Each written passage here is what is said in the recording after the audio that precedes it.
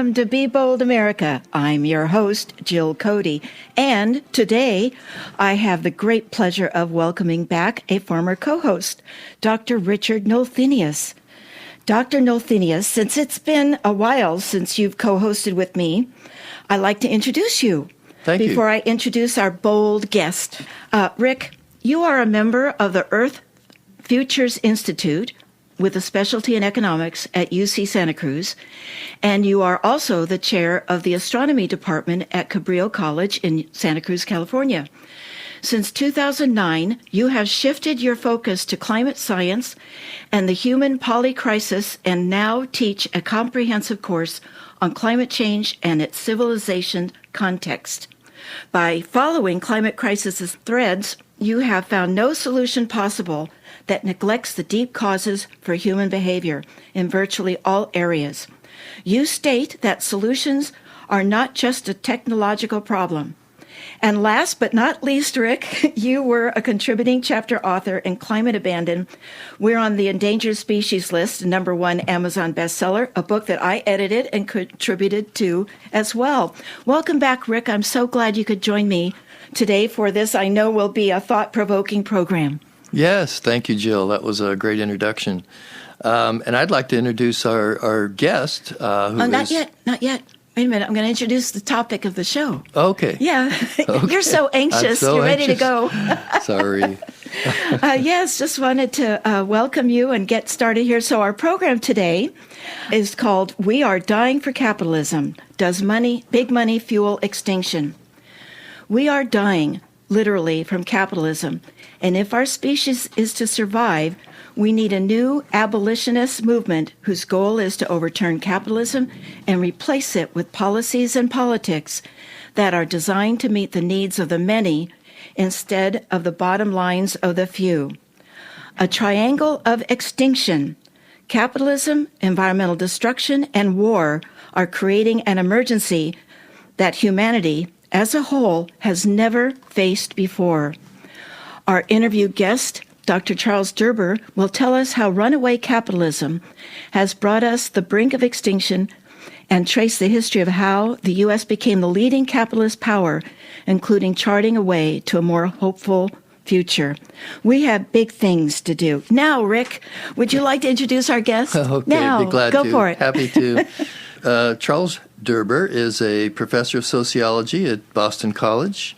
He's written 26 books on politics, democracy, fascism, corporations, capitalism, climate change, war, culture wars.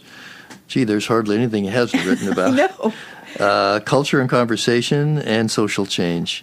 And, of course, sociology really covers just about everything, and it's deeply important to trying to solve our polycrises. He writes for the New York Times, for the Washington Post, the Boston Globe, for Truth Out, and other leading media. His books have been translated into 14 languages, and some of those books are Dying for Capitalism, Welcome to the Revolution, Moving Beyond Fear, Sociopathic Society, A People's Sociology of the United States, and finally, Capitalism, Should You Buy It? And many others that are a little bit older. Welcome, Charles. Glad to meet you. Hey. Thank you. It's nice to be on this program. Well, thank you for being here. We are so honored. Dr. Derber, as you have said many times, we never have conversations about capitalism. And we're going to do that today. Yay! Yeah, we're going to talk about capitalism, and I've got the right co-host for it too. So to begin with, just to start with that big question.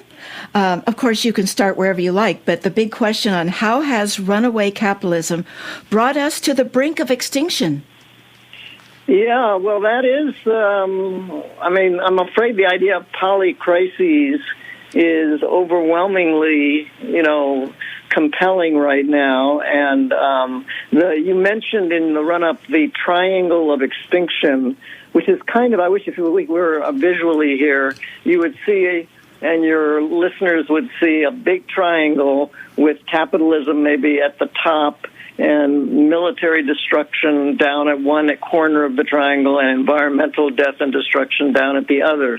And causal arrows go across all these, back and forth across all the points of the triangle. So, for example, capitalism inherently, systemically breeds environmental destruction, and reciprocally, environmental destruction breeds more runaway capitalism. The same could be said about capitalism and war. In the genes of capitalism is the propensity to expand by force when necessary, to get more resources, cheap labor, conditions of production which are favorable to big companies, and of course, And then I think one of the problems with the discussion of climate change, broadly speaking, is that it's rarely looked at in terms of its intersections with war, which, in a period where we're at, in the middle of some very ugly, violent, and dangerous conflicts, and in the middle of an escalating climate emergency. These two things not only are both tend to be discussed independently of each other, they're both discussed independently of capitalism. So, as you sort of suggested, Jill, in your run-up, my way of, I think what I'm trying to contribute is helping people see the broad picture, that all of these crises that we're confronting are intertwined with each other, which may make it seem even more hopeless in a sense. I know one of the great problems of our age is that people feel the problems are so overwhelming that they can't possibly be confronted. And if I talk about this triangle, and if you come to believe that there's some merit to the idea that this triangle is operating, it seems even more overwhelming in some ways. But I do, and while it is overwhelming, there's no way of sugarcoating it, I do think one of the things we try to do at the end of the book, I have a co-author from South Africa who grew up in a family very close to, an ANC family very close to Mandela, and so we end up talking about, as I think you pointed out also, the idea of a new abolitionism. And we try to, since there's so much grim news here, important to understand, we try to end the book showing that while you have to change, you can't just use technology. I think, one of you mentioned that the way that Americans particularly love to think about solving problems is simply changing the technology. Technological innovation can solve green growth, all techno will solve everything. Yeah, and that's particularly ingrained, I think, in the way Americans think about these problems. And you just get an electric car, or you do recycling, and these technological things are not unimportant. I'm not arguing that technology is not very important, but the problem is that when you're a kind of techno-determinist and you're Bill Gates and you say, I'm going to generate the technology which is going to end poverty and change, stop climate change and so forth, it diverts public attention from the kind of social systems, our economic systems and our social systems, which are deeply driving both the technology itself and the outcomes of these emergencies that we're dealing with. Those social norms that we're obeying really ultimately come from a kind of natural selection competitiveness and one-upping the competition in your own species, I fear. Right. And this is why we don't seem to be trying very hard in trying to upseat the politicians and the corporations that buy them from doing what they're doing, even though it's wrecking the earth. Yeah. What you said suggests sort of we're biologically wired for this competition, and this competition is going to destroy us in the end. And I think of it, there may be some wiring of, I think of human nature as very plastic, very flexible. And you can live in cultures which are super competitive and economies that breed that competitiveness. And you can live in cultures that are much more cooperative and communal. And so what we're trying to do in the book is say that this is not simply a function of the way people are wired biologically. It's a function to a large degree of the social norms that, drive our behavior, the values, and as you mentioned, I wrote an earlier book called Sociopathic Society, which argues this sort of paradoxical view that societies can be based on anti-social values. The dominant values of a society can be basically oriented toward actually destroying that society. Yeah. And there's just a lot of that in American capitalism. And in Dying for Capitalism, capitalism breeds a kind of its own culture, which is around competition and wealth and getting rich, and it enshrines a set of values that are very associated with the American dream.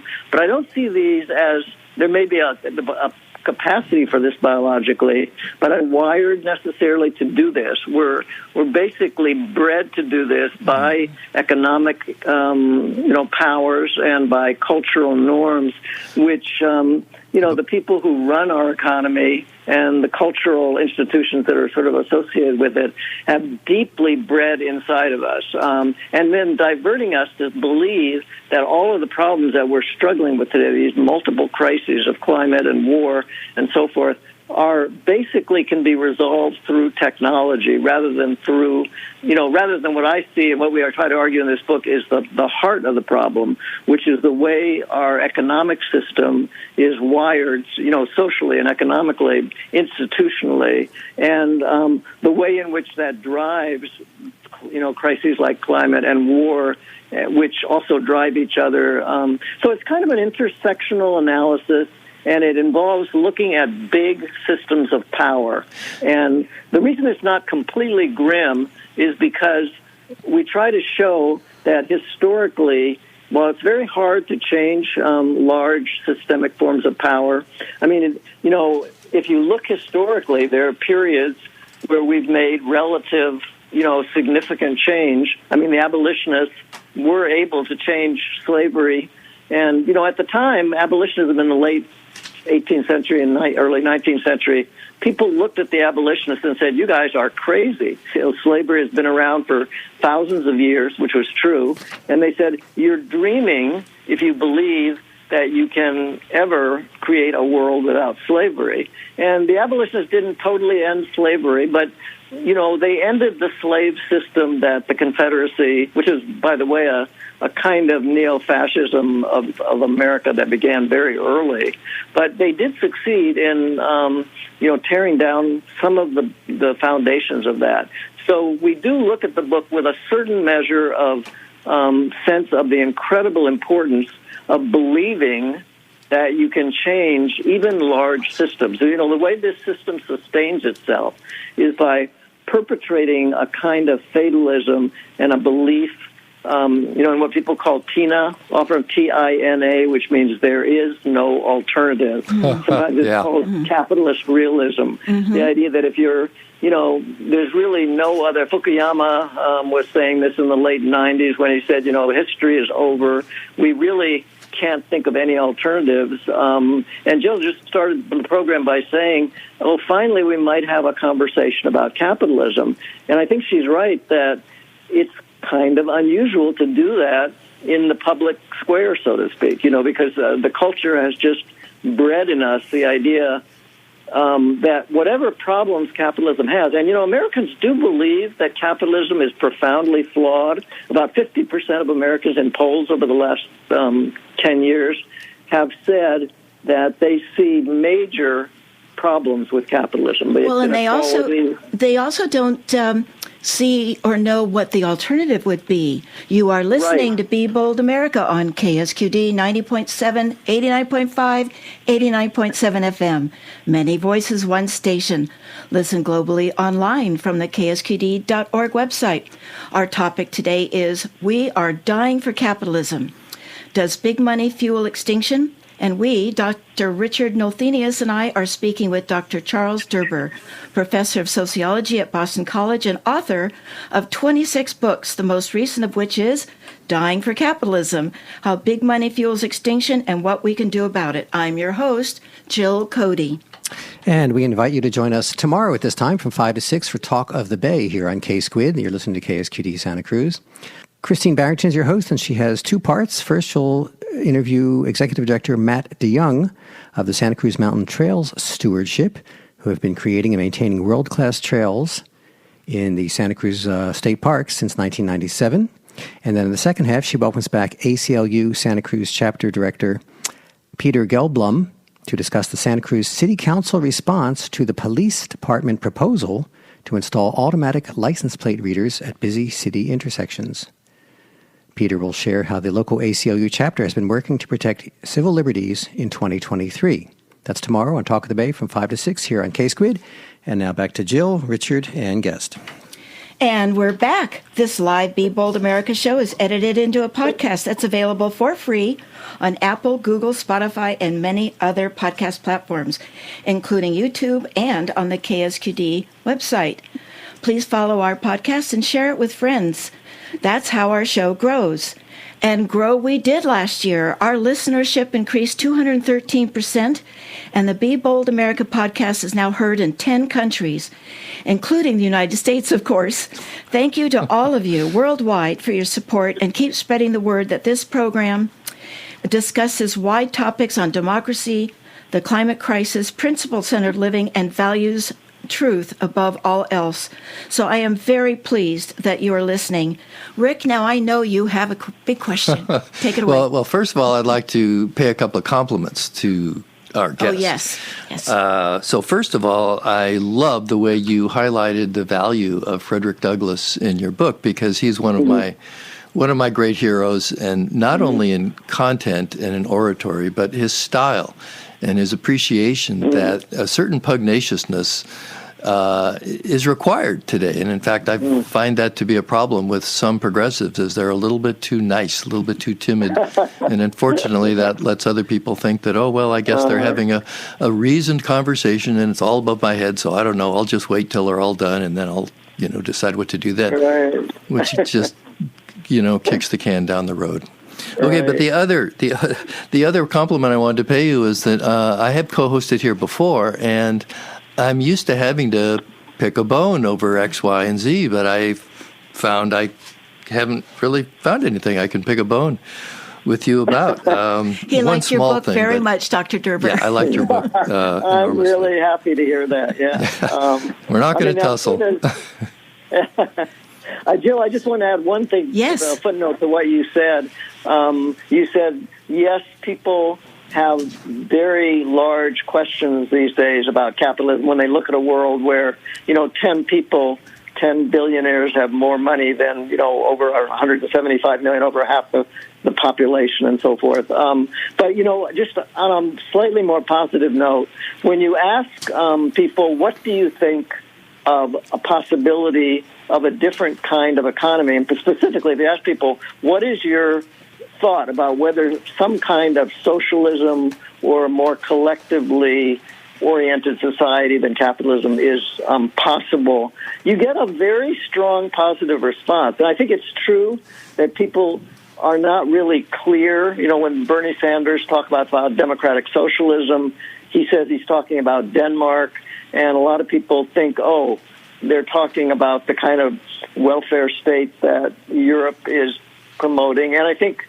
there are important differences between capitalism in the United States and capitalism in Europe, which are reflected in the fact that America, for example, produces much more climate, emissions than most European countries do. And, of course, it's much more militaristic than most European countries have been since World War II.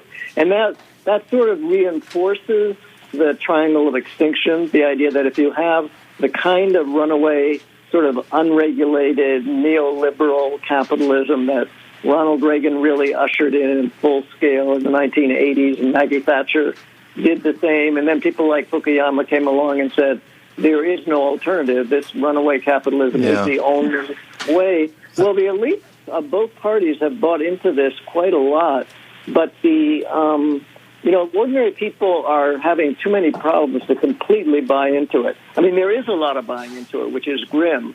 Because I wanted to ask you, actually, what you thought, what your working definition of capitalism is. It's a kind of a wrapper word that's been tossed around in different contexts. Right. And Ayn Rand might say one thing and somebody else say something different, Right. and there's everything in between. So could you clarify that for our listeners? Yeah, it's a great question, actually, because it's a complicated question.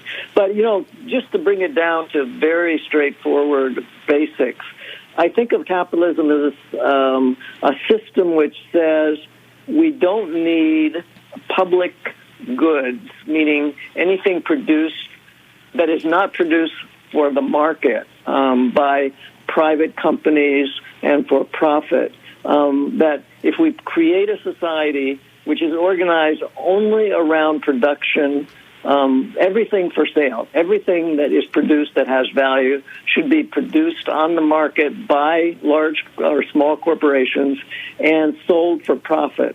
And that means that everything else that might be necessary, anything that government might have to step in on because it's not profitable, whether it's a vaccine for a public health emergency that only comes every half century or so, or whether it's basic medical care or higher education that is expensive. So, Dr. Derber, does that, just to interrupt for a second, then you get Sure. back, but does that mean there would be no such thing as democratic commons?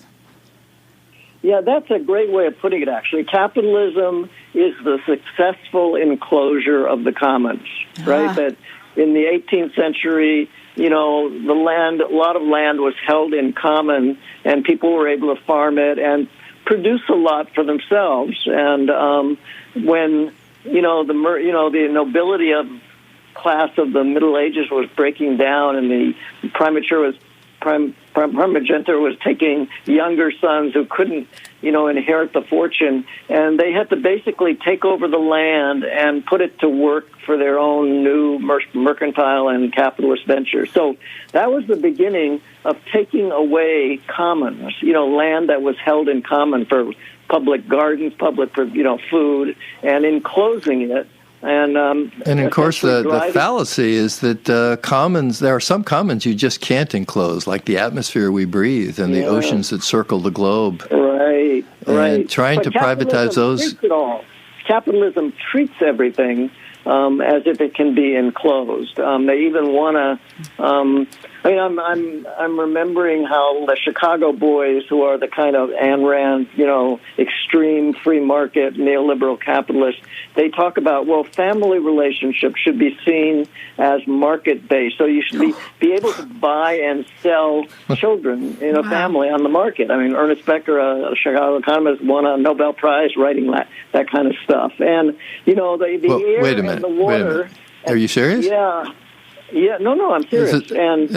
Nobel Prize in economics? Yeah, Becker, a Chicago economist, argued that family, like everything, should be understood as something sort of organized on market principles, which means, since market principles are the idea that everything is best organized when it can be bought or sold on the market, it would imply that, and we use that in language. We talk about dating markets or being on the market when on relationships. It's quite easy in this culture to make love relationships commodified in some way. I mean, that's what, when Jill asked me what is capitalism, it seems to me it's the effort to reduce all social relationships and all social activity to market activity, to basically make everything a market transaction driven by interest. I mean, you mentioned Ayn Rand, who wrote a book called The Virtue of Selfishness, saying the best world, one where people are perfectly self-interested in the market. And if you try to make as much as you can for yourself in the market, Adam Smith's invisible hand will ensure that the collective good is accomplished. And it seems to me, Jill, when you said, isn't there a connection between capitalism and the commons? I think that's a really good, clear, simple way of putting it, that capitalism is the effort to totally enclose the commons. So then we wouldn't have democracy. What would we have? I mean, if they completely encapitalize the democratic commons, then what do we have? Well, capitalism does not produce a very... I'm actually doing a new book on capitalism and democracy, which will be out in March. But I'll look forward to that one. The whole history, if you look at the history of the United States, has been so compromised by both class power, and caste power, which are the two basic, systemic impediments to real democracy. The class structure, which concentrates enormous amounts of money in a small group of people who are able to then convert that into political capital and power. And it concentrates, and the caste system, which takes race and gender and other, biologically based hierarchies and concentrates power in those systems, which generally lead toward neo-fascist kinds of racial or racially based hierarchies of power. Shouldn't we be trying to maximize the actual happiness, the true happiness of society, of people, of really everyone in some properly weighted way, as opposed to what the neoclassical economists do, which is try to maximize GDP spending? Doesn't matter whether it's for good or for evil, whether it's for repairing second law decay or whether it's for actual production, which is absurd.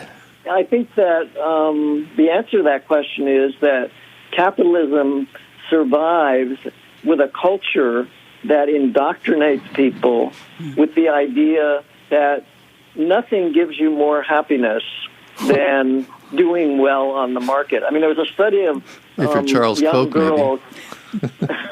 I remember reading a study some years ago of what teenage girls found gave them most happiness, and it was, going to the mall and shopping became a very big thing. And today, it might be an argument, well, you compete. This goes back to your discussion of being wired for competition. Social media, I find my students are miserable because they're trying to find happiness in gaining attention on social media, and they've learned that it's kind of the same addiction that we have for commodities that's driving the climate crisis, right? The fact that people believe that their happiness is tied to accumulation of stuff, of what they're not making a distinction between happiness and short-term craving. We're not rational people too much.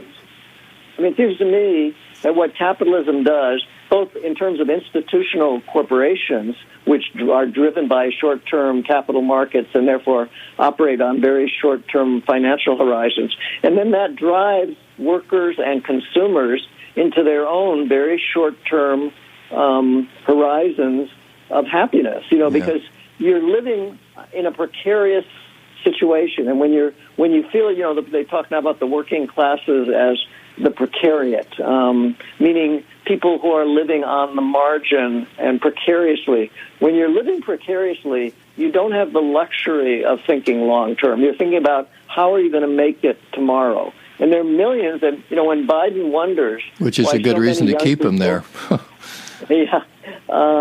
That's what capitalism does, of course. It keeps people on the precipice, where people have to worry on a day-to-day basis about what the tomorrow is going to bring. And, they're about 40 to 50% of Americans say that they're one illness or, one layoff away from sinking. We don't have that's one of the distinctions with the European models. We don't have any kind of robust safety nets, and looks like our new Republican majority in the House is about ready to cut off Obamacare and Social Security, which is not new at all, of course. It's just part of the long capitalist imperative. I think I read somewhere that a lot of people are just $400 away from bankruptcy. They're living so closely. You are listening to Be Bold America on KSQD 90.7, 89.5, and 89.7 FM. Many voices, one station. Listen globally online from the KSQD.org website.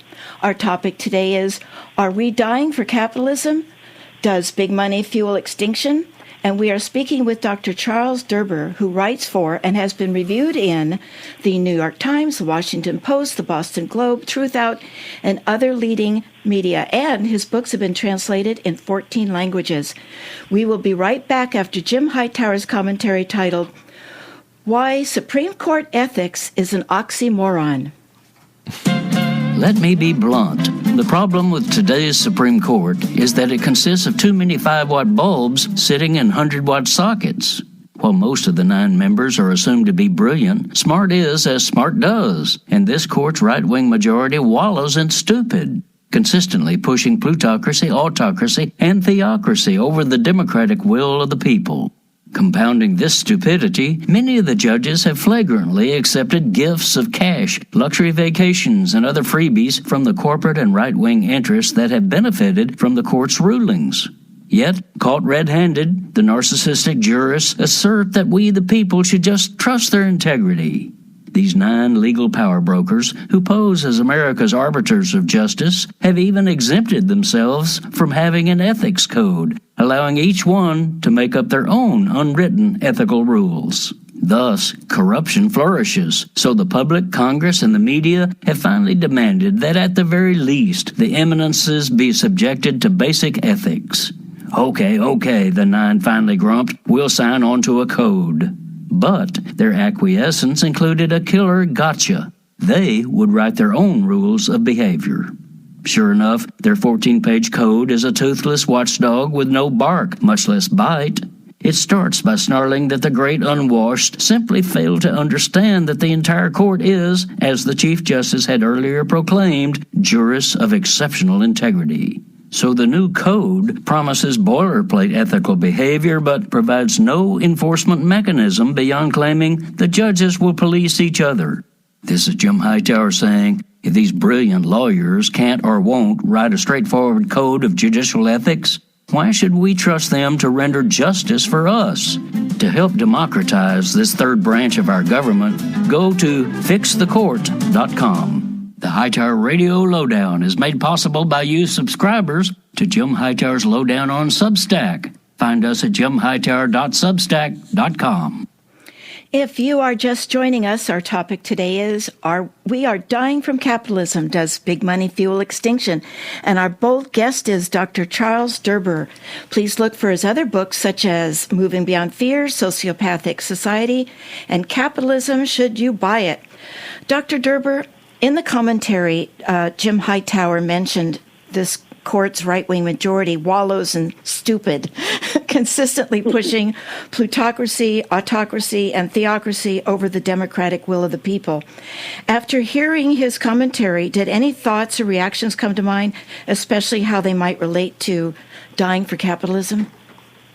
Yeah, I don't think actually, I'm a big fan of Hightower, but to just call it stupid, I think, is to distract from the way in which, things are organized by our economic system and political system. The people that are sitting on the Supreme Court are there because literally billions of dollars were organized by the Federalist Society and by the companies that support them. They had a very clear agenda, which is, you can read it in the Federalist Society publications, which they're now implementing. And much of it is much around the subject material we're talking about. It's to stripping away all of the regulatory public kinds of sort of things that government or communities or publics can do to rein in the extractive, exploitative appetites and addictions that capitalism breeds. So, right now the Supreme Court is sitting on, as you know, cases about regulatory, the constitutionality. Yes, I wanted to ask you about regulation. That. Yeah, and that's sort of like a perfect capitalist kind of. It's sort of like this is not about stupidity. This is about locking into the constitutional system a set of rules about what can be done to regulate market excesses, externalities to the market, which you might say climate change is a massive, or war is a massive externality. An externality just being a cost of market transactions that the people who produce the cost don't have to bear, but down the road, if a factory pollutes, the cost is externalized to the people who get sick from the pollution, drinking the water but the factory polluting doesn't have to pay. So the court right now, I'm glad you brought this up. It's from Hightower. It's a perfect example of how capitalism quietly, most people don't know about the institutional networks which have driven all this money in a very concerted way over many decades into exactly what we're dealing with on the court now. The court, by the way, is very, very important. I mean, the whole, I don't know if you guys know this, but back before the Civil War, the corporation was understood as a public entity. It was chartered. Corporations are chartered in states. Yes, and then it got personhood. It got personhood after the Civil War, when the Supreme Court was, brought to bear by the new robber barons, who were basically one of the biggest revolutions they did was take over the Supreme Court in the same way that the capitalist powers are doing today. And they completely changed the idea of what a corporation is. If you had a corporation which was, before the Civil War, was understood as a public entity created by the people and for the people, and they had to be accountable to the people. So, for example, corporations were chartered to be reviewed every 10 years, particularly banks in states like Pennsylvania, and it was the legislators had to the company had to prove to the legislature that they were producing a public good. They could produce profit, but the fundamental imperative constitutionally of the corporation was to prove they were improving the public good. What the robber barons did in the late 19th century, Carnegie and, J.P. Morgan and Rockefeller, is they produced a Supreme Court which rechartered and gave essentially what we now call personhood to the corporation, which said basically it was a revolution in constitutional thinking, which said that the corporation is really simply a private contract, purely market-based contract between investors and executives. And the only constitutional obligation and imperative of the corporation is to maximize return to the investors of this private contract. So, what we're seeing, money return, an advanced phase of this in what Hightower was talking about, which is that the whole ability, like say, of the New Deal, which was based on, and the European model of capitalism, which has been much less climate oppressive and less militaristically oppressive over the last 50 years than the American model, is they're trying to totally make that kind of regulatory capitalism, even that kind of very limited kind of regulatory capitalism, unconstitutional. And apparently, from what I'm reading from the lawfare experts, is that it's quite possible that in the next couple of months, the court is going to basically make it unconstitutional for the Food and Drug Administration to rule that, drugs are dangerous, or for the EPA to, make pronouncements and regulations about emissions and so forth. So we're on the threshold of another capitalist kind of revolution in the judicial front. And it would be the worst yet. And it's coming very soon, as you said, in months. And I've said on this show a couple of times that if a corporation was a person, it'd be a psychopath, because they can't show compassion, humility, or empathy.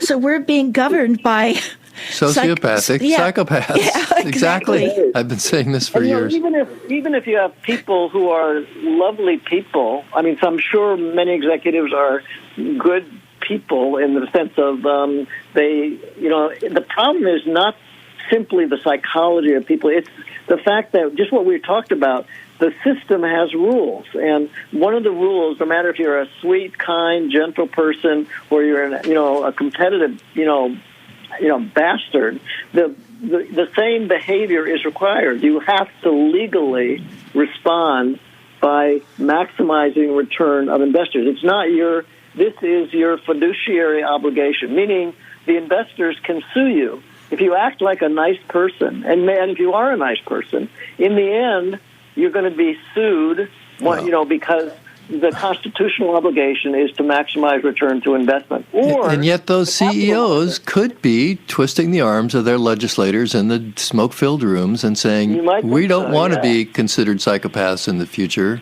You're going to change the laws, but you're going to make it a level playing field so that we can all still play. But you're going to make this actually for good and not for what it's become. Yeah, but they don't. Because who are these politicians? They're people who are, it takes a lot of money. Bought and paid for. Children's and Page, 2014, as you know. Yeah. And so, this is where all these systems are intertwined. The economic system, Jill was talking about democracy and capitalism. And the presumption in American history has always been that capitalism, the market is, this is what people like Milton Friedman and the fundamental theorists of free market capitalism say, that the market is free, the government is coercive, and so we can only have freedom and democracy in a capitalist system. Well, basically, the problem is that when markets concentrate money at the level that they do today, which is just overwhelming, I mean, the amount of concentration of capital and wealth in a very small elite of people, and those people are highly politicized. They're the people who are corrupting the court. They're the people who are lobbying Congress on everything related to health and climate and and the military, not to mention the military. In the book, I go into some detail at looking at the companies that constitute the military-industrial complex and the carbon-industrial complex, which are the energy companies and other companies that are, structurally so deeply embedded in, drill, baby, drill, that you simply will never get them out. They keep talking a good line about, many forms of energy, but they are, in fact, leaning in to just enough to greenwash and no more. Yeah, exactly. And when we're seeing evidence of that more and more.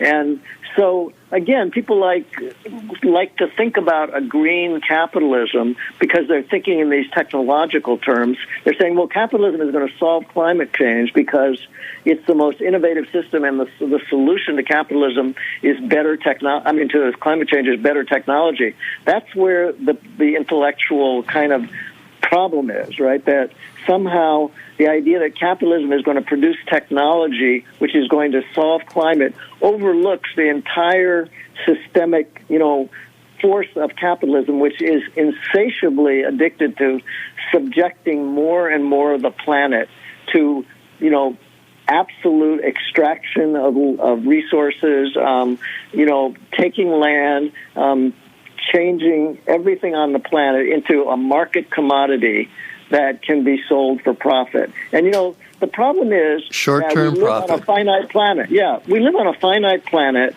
and capitalism is a system based on insatiable, infinite appetite and desire. I want to point out that neoclassical economists have insisted on applying a discount rate, which originally was formulated, part of the Hotling rule, as a way of maximizing value return for a finite resource in a finite lifetime. In other words, for an individual.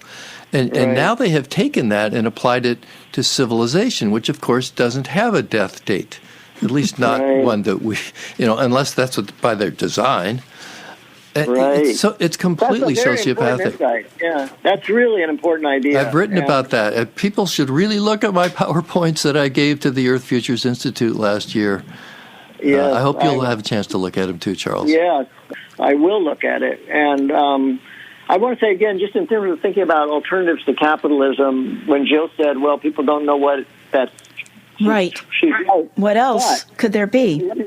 Let me just say, there's one thing that's sort of becoming more obvious, which is that the rich don't actually live by capitalism. The largest system of welfare, government, subsidy and government organization, is the corporate welfare system. Yeah. More money goes into subsidizing not just military corporations, all the money, the trillions of dollars that go into military companies, but the fossil fuel industry too. Right. I mean, virtually every pharmaceuticals, energy companies, all big corporations are the lavish recipients of enormous amounts of tax dollars and subsidies and, kinds of tax depreciation levels. I mean, everything the government does. So in some sense, many people have said, we do have a strange, indeed, system. We have socialism for the rich, and we have capitalism for everybody else. In other words, everybody else is supposed to play by the market, everybody who's not rich. And basically, prove that they can make it on their own without any help from anybody else, without any help from, public provision. You're just basically, you're just a taker. I'm looking for some. They're on the public dole, not the person who's on Obamacare, really. It's a very large amount of money versus a small amount of money. Right. So we, Dr. Richard Nolthenius and I, are speaking with our bold interview guest, Dr. Charles Derber of Boston College, and you are listening to Be Bold America on KSQD 90.7, 89.5, and 89.7 FM. Many voices, one station. I'm your host, Jill Cody. And stay tuned for the final portion of the show. And then following it at 6 o'clock here on KSQD, we'll have State of Mind, our monthly program hosted by Santa Cruz licensed psychotherapist Derber Sloss. Nearly 1 in 3 adolescents will experience anxiety disorder by the age of 18. Today at 6, you'll hear from college student Elena Shane, who courageously shares her story of navigating severe anxiety since childhood. Together with her family and a service dog, she has learned about herself and developed skills to better manage her life. Also joining in is psychologist Sheila Siegel, providing information about teen anxiety symptoms, coping strategies, treatment approaches, and resources. It's coming up at 6 on State of Mind right here on KSQD. And now back to Be Bold America. Now, in the last segment of our time together, Dr. Derber, I usually ask what you have for us to keep doing, stop doing, and start doing. But I know Rick has another question. Well, I want to make one interesting point on that last segment, and that is that there's a study done that showed 1,200% return on investment for the oil companies through their lobbying. They actually get far more profit back by lobbying than they do by drilling, even. Right, absolutely. And, just to try to end on a more positive note, when we talked about the rich are happy to take help from government, the biggest system of welfare in America is the corporate welfare system. And what that tells you is that rich people are very happy to kind of live by a kind of socialist value, which is that the government should be involved in helping them do what they're trying to do. So if you actually take that idea and say, well, if wealthy people are happy to be, to believe that the collectivity should be investing in them through our tax dollars, which we do lavishly, to allow corporations to become profitable, then why don't we expand that idea? And this is very much at the center of our book's solution in the last part of the book, is expanding that idea that society should be organized for people helping each other through, and that means through collective ownership of the commons and collective, the collective, primal urge to be part of a community in which we feel safer and more secure because other people have our back. Now, the market philosophy of capitalism says, no, you have to be on your own, fighting everybody else. Right, lift up by your bootstraps, but you have to have boots first. Right, and the capitalists are sort of modeling in a bizarre way the idea that what we really need is a system of collective help. I mean, we all get help in life, and we all get help from, and we're privileged by you can't live socially without help from other people. Yeah. And in a good society, that help has to be institutionalized through collective institutions, including the government. Yes. So when Jill asked me, what's my definition of capitalism, it's enclosing the commons and making sure that everything is operated through, as a commodity on the market. And so the alternative, the solution to our problem is to sort of come back to a commons and a kind of system where people recognize their interdependence and that they flourish when they embrace the fact that we all need help and that we all get help. And that just as government is providing enormous help for the richest among us, that money could be better used if it were spread out to help everybody. In other words, you build a public goods society where instead of simply trying to say that everybody should be selfish and just try to accumulate as much for yourself as possible, stuff your closet with as much as you can, the alternative is And the Europeans go some distance in this direction, like the Danish, for example. Scandinavian countries, especially. Yeah, like I have a student from Copenhagen in my class. She goes to one of the best universities in Denmark. It's free. She gets free health care. She gets job security and job training. I mean, the Europeans have shown, even though they're not, obviously, despite what Bernie Sanders likes to say, they're not fully egalitarian or not. They're private capitalist societies in many ways, but they sort of have institutionalized forms of this public goods idea that we need a commons where everybody is investing and getting back, from the public, the things that we all need to survive and flourish and, to care about each other. And so I don't think that the alternative, while it's very hard to talk about capitalism, and Americans have been, indoctrinated with this for a long time, I think there's a counter narrative that is very simple to talk about, which is, that we all depend on each other and that we're all interdependent, and that if we try to divorce ourselves from everybody else, we become miserable. We're all kind of intuitively aware of that. And so we need to sort of take that kind of common sense, feeling of fear of atomization and isolation and total selfishness and saying we can build, and, we already have institutions that can be the foundations for building from the ground up, in local communities. I heard what you guys are talking about with your Santa Cruz community, leaders and climate activists and so forth. I mean, I think we have infrastructure on the ground and cultural possibilities for building this public goods kind of alternative. But is it Rich? Your name is Richard? Is that right? Richard, yeah. Yeah. So as Richard was saying, maybe we have to be a little bit more combative. I mean, in the sense of asserting, rather than simply capitulating to this idea that we're all best when we're just fighting for ourselves, that we assert, forcefully, combatively, and through, challenge on the streets and, in classrooms and in workplaces and so forth. We're beginning to see masses of workers, strike in, whether it's in Hollywood or United Auto Workers or in, airline or stewardesses or whatever. We're beginning to see people coming together in the workplace.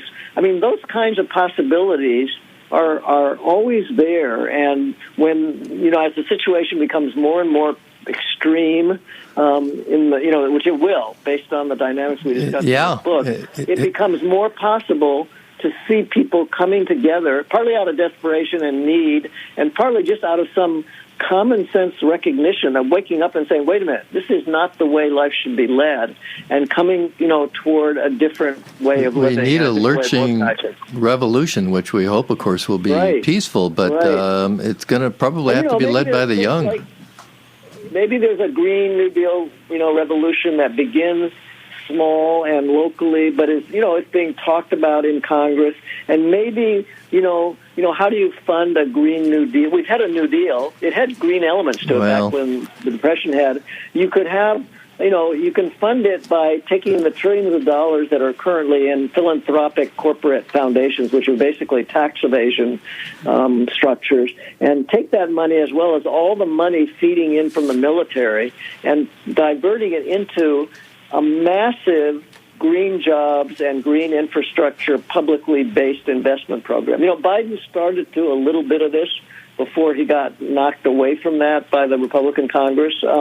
But I think that idea of a kind of 2-for-1 solution, that if you find a way to tell, coal miners in West Virginia that there's a way of their living a good life, if their government comes in, as it's beginning to do in West Virginia, and train them, sort of European style, where you can't lay a worker off without training them for a new job, train these young coal miners with, 3 generations of coal mining in renewable energy jobs, which are now going into West Virginia. And you show people that you can really have a solution to this, $400 and you're out kind of precariousness that Jill mentioned earlier.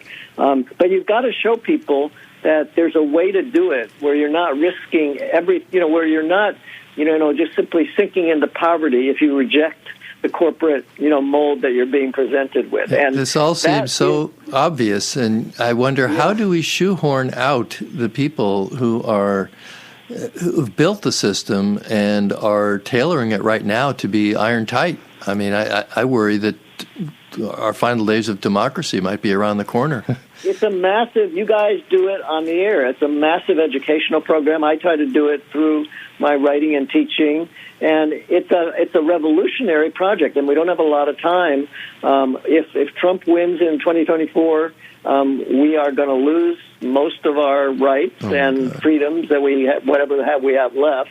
And so, I just think, you need to recognize that there's always the possibility of change, and you just got to lean into it. I work with young people, and I see a lot of reason for hope. And, the war, for example, in Gaza right now is mobilizing, really students who I've never seen mobilized before, really activated, just horrified by what they see as a kind of crushing of, a kind of Holocaust of, people who are being squeezed into a life without any hope of, of oxygen, food, fuel, anything. Dr. Derber, I wish we had another hour.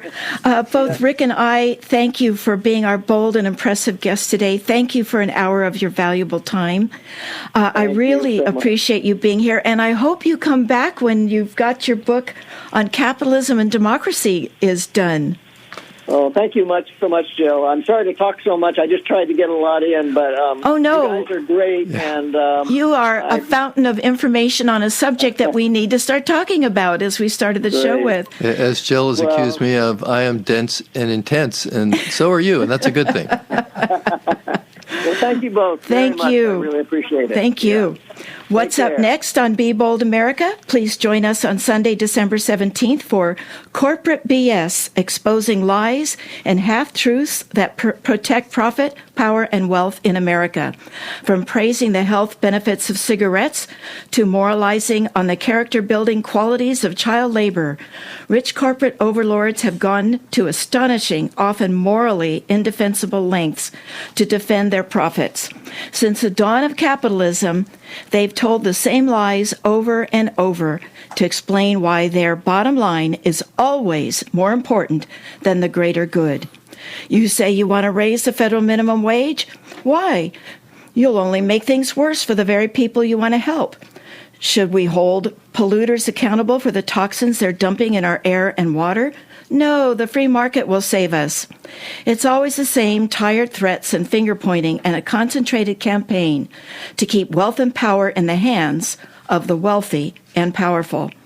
In their eye-popping book, Corporate BS, written by billionaire Nick Hanauer, journalist Joan Walsh, and Donald Cohen, the founder of In the Public Interest. We will have the honor to speak with Donald Cohen in identifying the pernicious propaganda for the wealthiest 1%, and he will teach you on how to fight back. So please join me for Corporate BS, Exposing Lies and Half-Truths that Protect Profit, Power, and Wealth in America on Be Bold America, Sunday, December 17th at 5 p.m. I want to give a special thank you to today's Be Bold America's program engineer, who is also our station's program director, Howard Feldstein. Stay tuned for State of Mind and Deborah Schloss. My name is Jill Cody. And this is Richard Nalthenius. And thank you for listening to Be Bold America. Until next time, keep, stop, start.